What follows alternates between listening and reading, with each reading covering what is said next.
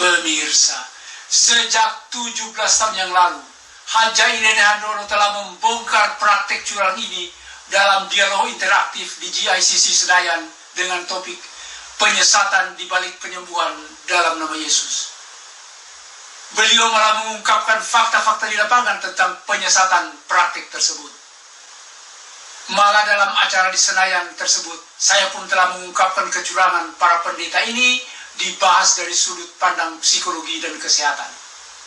Pemirsa, sejak tahun 1980, saya sudah mengikuti training hipnoterapi di Jakarta selama sebulan.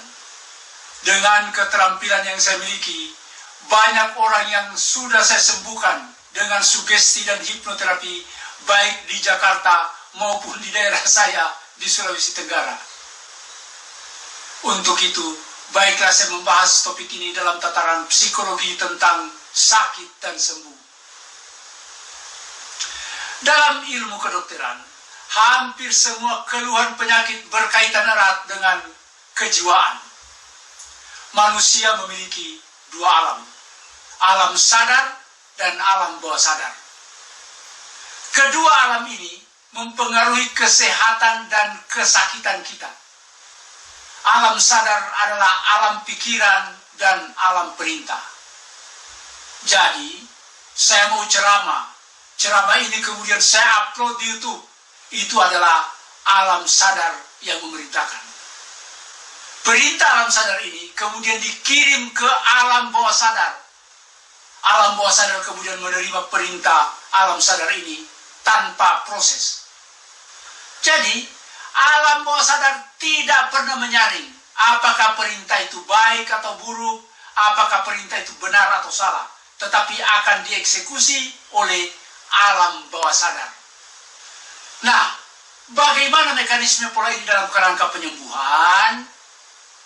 Pemirsa, ketika alam sadar saya mengatakan bahwa saya akan sakit kepala, maka alam sadar saya akan mengirim sinyal ke alam bawah sadar bahwa saya sakit kepala. Ketika alam bawah sadar menerima sinyal dari alam sadar bahwa saya sakit kepala, maka alam bawah sadar akan mengeksekusi organ-organ tubuh saya untuk menciptakan rasa sakit kepala. Otak saya akan dirangsang dan dieksekusi. Saraf-saraf saya akan dirangsang dan dieksekusi. Dan hasil rangsangan ini adalah saya sakit kepala.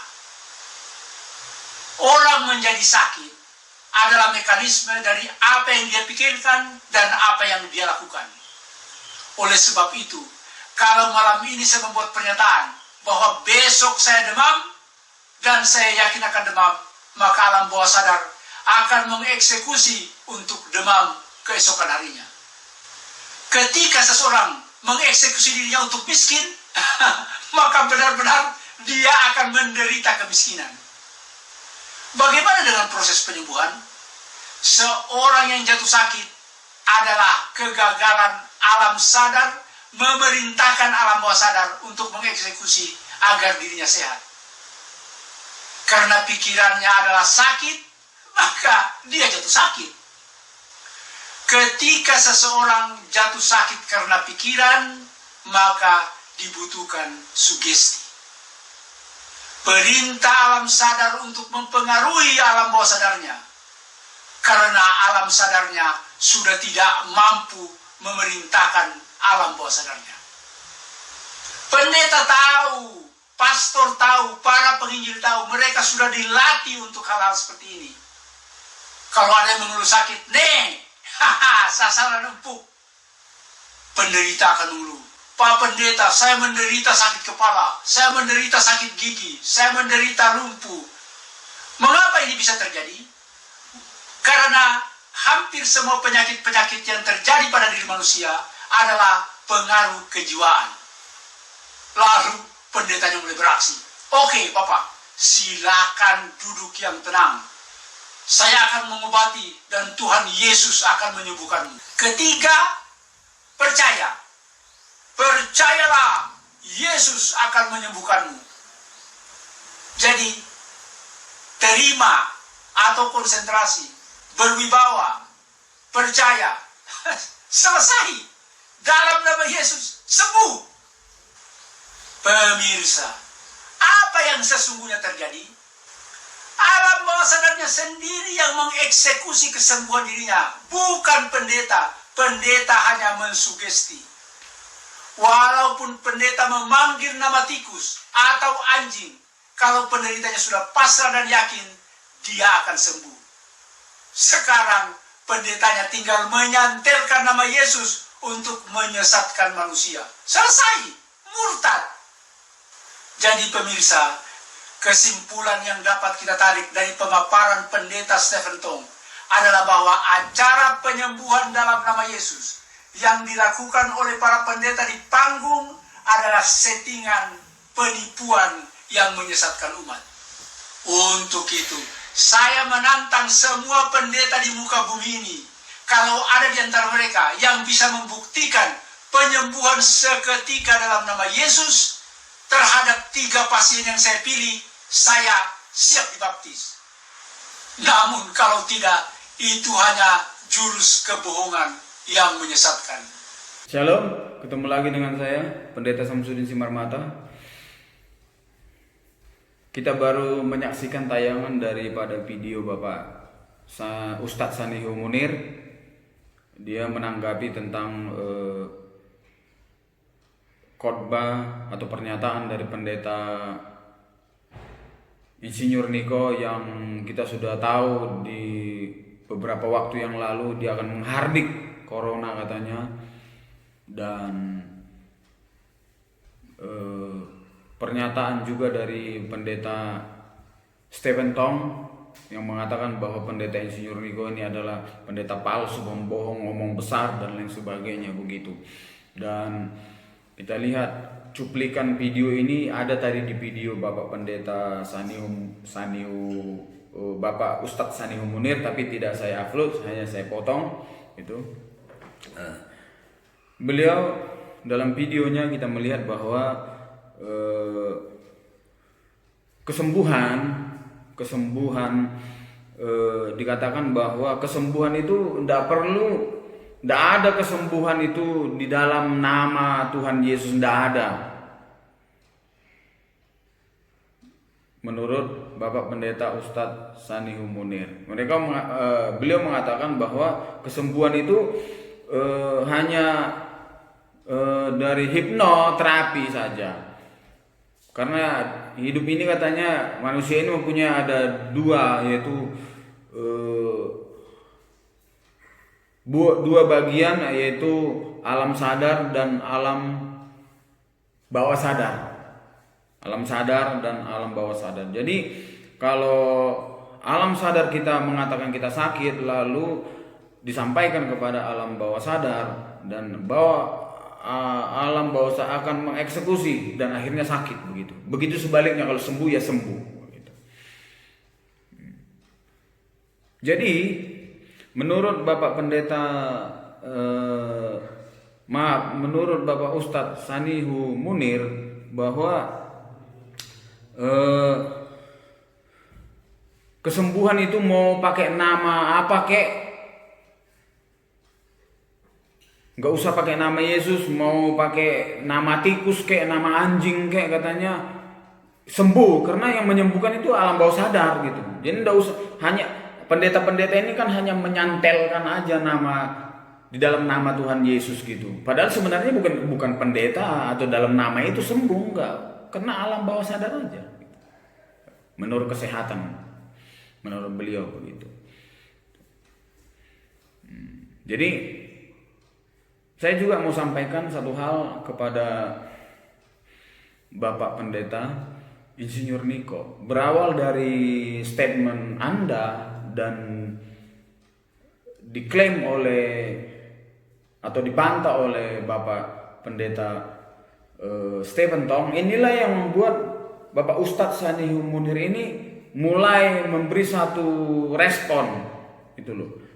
Jadi seolah-olah dia membenarkan Pendeta Stephen Tong ini, karena pernyataan Pendeta Stephen Tong Nggak ada kesembuhan dalam nama itu. Coba jika kamu bisa menyembuhkan di dalam nama, saya mau tahu gitu. Pendeta-pendeta kan begitu omongan dari Bapak Pendeta Stephen Tong. Jadi dia mengambil satu pemahaman di sana bahwa dia sependapat dengan Pendeta Stephen Tong bahwa tidak ada kesembuhan, tidak ada kesembuhan. Jadi kesembuhan itu karena alam bawah sadar aja. Di sini saya mau katakan kepada Bapak Stephen Tong, inilah yang menjadi kecerobohan Anda.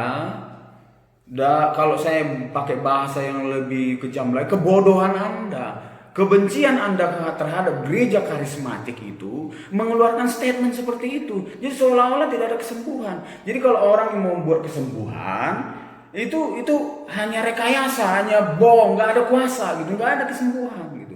Saya tahu Bapak Pendeta Stephen Tong ini kan tidak suka sama gereja karismatik dari dulu. Saya lihat khotbah-khotbahnya di YouTube dan lain sebagainya, kebencian terhadap gereja karismatik gitu. Tidak percaya hal-hal yang gitu, ada kesembuhan. Dan saya tahu ada beberapa gereja memang di dunia bahkan Indonesia ini yang tidak percaya dengan kesembuhan ilahi, kebaktian, kebangunan rohani, tidak percaya. Termasuk ya gereja Bapak Stephen Tong ini mungkin tidak percaya. Dan akhirnya didompleng sama Ustadz Sanihu Munir. Oh memang gak ada. Dan akhirnya mereka seolah-olah berpihak kepada Bapak Pendeta Stephen Tong, memojokkan adanya kesembuhan di dalam nama Tuhan Yesus lewat doa-doa atau ibadah-ibadah kesembuhan. Ditambah lagi, saya mau katakan kebodohan atau kesalahan dari Bapak Pendeta Insinyur Niko. Kesalahannya ialah dia mengatakan akan menghardik bernubuat dari Tuhan, tapi tidak terbukti. Itu loh, tidak terbukti. Ini yang membuat Pendeta Stephen Tong makin besar kepala. Oh benar tahu omongan saya nggak terbukti. Ditambahi lagi oleh Bapak Ustadz Sanihu Munir. Oh benar, Stephen tidak ada kesembuhan. Jadi kalaupun ada kesembuhan itu rekayasa. Jadi saya mau katakan kepada pendeta-pendeta, khususnya Bapak Pendeta Insinyur Niko, jangan gampang sekali mengatakan dari Tuhan tapi tidak terbukti. Dampaknya seperti ini. Bagi kami hamba-hamba Tuhan yang benar-benar ini loh, tidak pernah mereka rekayasa, kami kena getahnya semua. Kena getahnya semua gitu loh. Kena getahnya semua. Makanya sekali lagi ya, kesalahan Bapak Pendeta Stephen Tong tidak percaya dengan kesembuhan. Saya juga bingung dengan Pendeta Stephen Tong ini. Dia ini pendeta besar, sudah tua dan punya sekolah teologi, lagi seminari Alkitab Asia Tenggara. Tapi kok enggak pemahamannya ini loh? Kok enggak ada penyembuhan? Dia enggak baca Alkitab apa? Bahwa rasul-rasul setelah dipenuhkan dengan Roh Kudus, berbahasa roh, mereka diberi kuasa dalam kisah kitab para rasul, tetapi engkau akan menerima kuasa apabila Roh Kudus turun ke atas kamu, jelas ayatnya. Dan murid-murid dipenuhkan Roh Kudus dan menerima kuasa, dan lewat kuasa itu mereka pergi kemana-mana memberitakan Injil dan diikuti dengan mujizat-mujizat. Mereka mendoakan yang buta melihat, yang pincang berjalan, yang bisu bisa berbicara, bahkan yang mati bisa bangkit seperti Rasul Paulus, Petrus dan lain sebagainya, mendoakan terjadi mujizat. Ini kesembuhan di dalam nama Yesus. Tapi Anda tidak percaya. Dulu. Gereja Anda tidak percaya itu. Nah, karena nggak sukanya itu, ditambah lagi dengan pernyataan dari Pendeta Insinyur Niko yang akan menghardik. Dan ini juga tidak terbukti. Itu dia tadi. Makin besar kepala, sekali lagi saya katakan Bapak Pendeta Stephen Tong ini. Ketawa-ketawalah Bapak Pendeta, Bapak Ustadz Sanihu Munir ini menertawakan. Bener toh gitu. Tidak ada kesembuhan gitu. Karena juga nggak terbukti. Makanya saya mau katakan pada kesempatan ini kepada hamba-hamba Tuhan, khususnya Bapak Pendeta ini, jangan terlalu gampang menggunakan kata Tuhan berbicara tapi tidak terbukti. Tidak terbukti. Ya harus jelas dulu benar dari Tuhan atau enggak. Sampai sekarang toh nggak terbukti toh. Mana? Nggak ada di hard disk. Jadi Bapak Pendeta Stephen Tong merasa dia yang benar. Begitu juga dengan Bapak Ustadz Sanihu Munir. Gitu loh. Jadi hati-hati. Jangan kita membuat sensasi untuk menambah umat. Itu supaya banyak yang mengikut kita. Itu bukan cara-cara Tuhan. Jadi jangan Anda lakukan lagi hal-hal seperti itu. Berdampak bagi gereja seluruh dunia, Indonesia khususnya, juga bagi hamba-hamba Tuhan yang lain. Jadi bahan tertawaan, ejekan dari agama-agama lain. Jadi ejekan ini hamba-hamba Tuhan. Tidak ada itu kesembuhan dalam nama Tuhan Yesus. Makanya Bapak Ustadz Sani Munir mengatakan orang kesembuhan itu, pendeta itu hanya menyantelkan nama Yesus, padahal dia memang bisa sembuh dari alam bawah sadarnya, katanya memang sudah sembuh, ini nggak ada. Salah total sebenarnya. Oke, bisa sembuh seperti penyakit seperti sakit kepala, katanya sakit gigi, tapi untuk pincang, buta, tuli, apakah bisa alam bawah sadar ngomong langsung bisa sembuh? Kan enggak juga, mujizat terjadi. Jadi gereja-gereja jangan juga tidak percaya mujizat, tidak percaya lagi pekerjaan Roh Kudus. Ada gereja yang ekstrim begitu. Itu yang dulu katanya. Dan ada juga gereja yang percaya tapi berlebihan, mengada-ngada, seperti Pak Insinyur Niko ini mengada-ngada. Berlebihan. Jangan juga. Nah itu dia. Jadi saya mau katakan kepada umat-umat Bapak Pendeta Insinyur Niko, kalau ajaran Pak Pendeta Insinyur Niko ini sudah tidak benar karena membuat yang terjadi, tinggal, nggak usah ikut dia lagi. Banyak gereja mempermalukan ini, mempermalukan. Saya juga mau katakan ke hamba Tuhan yang buat sensasi-sensasi ini. Ada yang naik turun ke surga lah, ada yang perjalanan ke neraka lah, ada yang minyak urapan lah. Ini harus dibuang-buang ini jauh-jauh ini semua. Memalukan ini semua, nggak benar ini semua ini. Memalukan, tidak benar ini. Memalukan kami hamba Tuhan ini nanti. Harus dibuang-buang ini semuanya pengajaran. Saya bingung, ajaran-ajaran yang begitu banyak pengikutnya. Pengikutnya yang salah pendetanya atau pengikutnya. Saya pikir sama-sama bodoh ini pendetanya sama pengikutnya. Makanya jadi pengikut itu, jadi umat itu jangan bodoh dari zaman ini. Jangan bodoh. Ikuti yang benar. Baca anggaran dasar gereja, doktrinnya. Jangan mau diajar-ajar yang aneh-aneh begitu, percaya-percaya. Jadi bahan tertawaan, ejekan toh oleh salah satunya ya Bapak Ustadz Sani Munir ini menertawakan. Dan saya mau katakan pada kesempatan hari ini juga kepada Bapak Ustadz Sani Munir, dalam kesimpulannya di akhir videonya mengatakan, dia seolah-olah mengatakan bahwa kesimpulan dari Bapak Pendeta Stephen Tong bahwa tidak ada kesembuhan di dalam nama Yesus. Kalaupun ada ibadah atau acara kesembuhan di lapangan-lapangan atau di panggung-panggung, kesembuhan itu adalah penipuan. Itu adalah rekayasa. Tidak betul itu rekayasa dan penipuan. Kalau ada acara-acara KKR atau di panggung-panggung, akhirnya Bapak Ustadz Sani Munir seolah-olah mengambil kesimpulan dari pernyataan Bapak Stephen Tong itu. Enggak ada. Jadi kalau ada KKR, ibadah-ibadah kesembuhan nilai di panggung-panggung dan lain sebagainya, itu rekayasa dan penipuan yang menyesatkan umat menurut mereka.